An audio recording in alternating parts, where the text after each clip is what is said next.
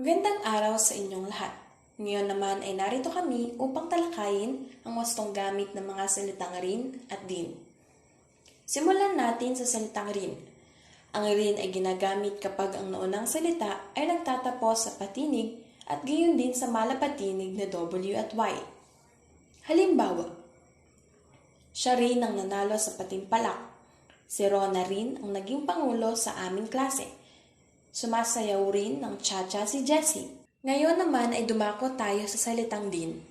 Ang din ay ginagamit kung ang salitang sinusundan ay nagtatapos sa katinig maliban sa W at Y.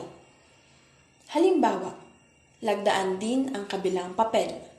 Sumikat din si Mahal sa kanyang pagtutula. Sumulat din ng kanta si Michael sa kanyang irog. Iyan ang wastong gamit ng mga salitang rin at din sa pangungusap.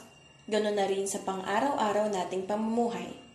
Ngayon ay dadako tayo sa ilang katanungang may kaugnayan sa aming tinalakay upang masuri kung kayo ay mayroong natutunan.